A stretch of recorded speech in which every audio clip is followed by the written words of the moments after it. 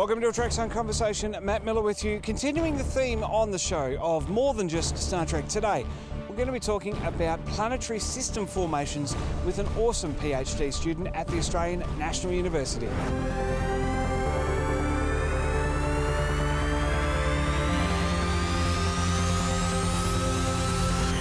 Now, in its 7th year of podcasting, Trekzone presents A Trekzone Conversation with your host, Matt Miller. Well, proving we're not just about Star Trek here at A Trekzone Conversation, I'm now joined by Eloise Birchall at the ANU. Eloise, thanks so much for your time today. Thanks for having me. It's great to be here. Now, your research involves the formation of planetary systems. Yes. So I work on star and planet formation. So basically I look at baby stars and try and build baby stars, and then hopefully planets will form around them eventually. And those exoplanets are kind of the key for us in discovering the universe and figuring out what's out there, isn't it? Yeah, exoplanets are a great field of science, and there's so much to understand about them because there's so many of them and so many different systems that have challenged our knowledge of our own solar system because they're just so different and so diverse compared to what we know in our system.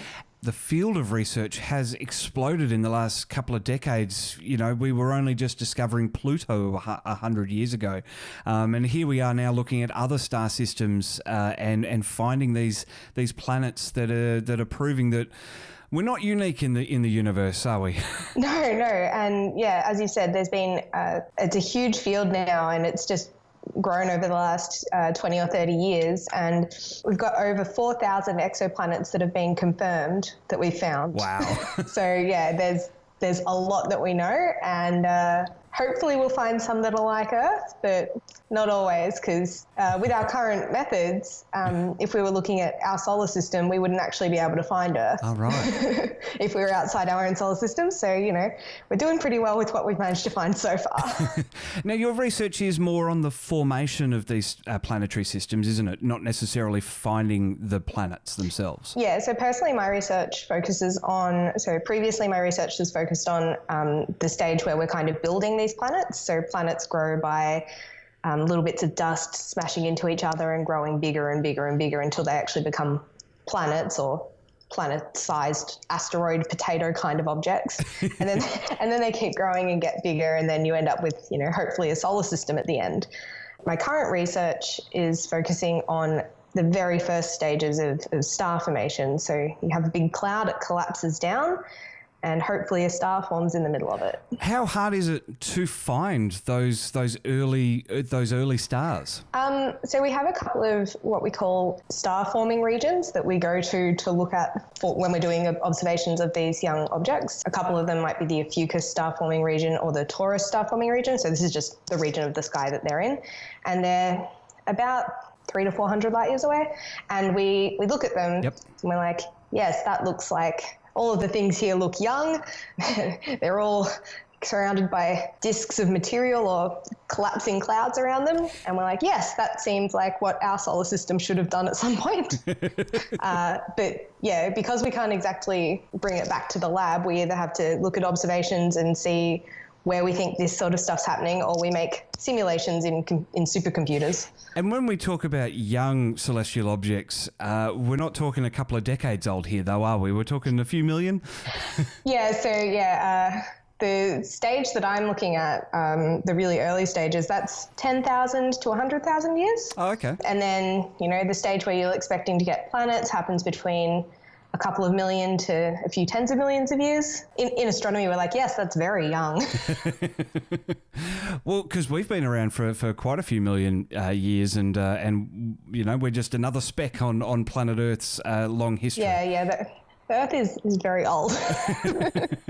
So, has there been anything surprising in your finds? Has it sort of shaken up the way we sort of think of the way that planetary systems are formed? When I first started studying for my master's project, which was on the building of these sort of more building stages of these baby planets, there was a certain observation that had come out called ALMA, which is the Atacama Large Millimeter and Submillimeter Array, which is a telescope in the Atacama Desert in Chile, had observed a young star in the Taurus region. So it's called HL Tau, and the images of it are astounding. It's beautiful. It's got these concentric rings around the core that's forming the star, and that kind of finding and that telescope is revolutionizing the field of planet formation, because we have these stunning observations that we've never been able to see before. And the thing is, with the HL Tau disk, one of the first couple of rings is the size of where Pluto is in our solar system. So it's hundreds of times bigger than our solar system,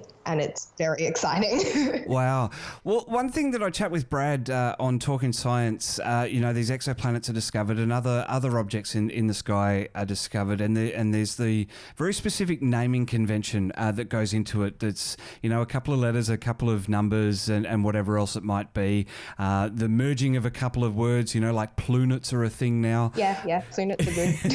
Do you give nicknames to the things that you're studying so that you're not having to call out abbreviations all the time? I'm just curious. Personally, I've not done that, because for my master's I was only studying 2 objects, so it wasn't too confusing for me. It's just that I learned their number identifiers very easily. And the thing is, when you find exoplanets around the stars, they're called, star name lowercase b, if it's the first one, and it keeps going. So it's really fun when you've got like a binary system and you've got star capital A, star capital B. And then if they've got planets, they're like star capital A lowercase b, or star capital B lowercase b. It's very confusing. Do you ever just want to meet the person that came up with that naming convention? Yeah. I mean, I understand why it is and how it is, but we should just come up with names, Planet McPlanetface or something. Well, I mean, because there's 4,000, it's going to get a bit messy. Well, yeah, Brad said that to me as well. There is method to the madness, isn't there? Yeah, these ridiculous phone numbers we give our stars are very important. Helps everyone find them in the night sky, isn't that right? Yeah, it makes it a lot easier. Fantastic. Well, Eloise, it's been wonderful to get to know planetary systems with you in this bite-sized podcast, and good luck with your future research, and hopefully you find something. Yes, thank you. That's the hope. Get exclusive access to podcast and behind-the-scenes info by becoming a member on Patreon today. Supporting Australia's unofficial home of Star Trek gets even better, with membership starting at just $1 per month. Jump over to patreon.com/TrekZoneOrg.au.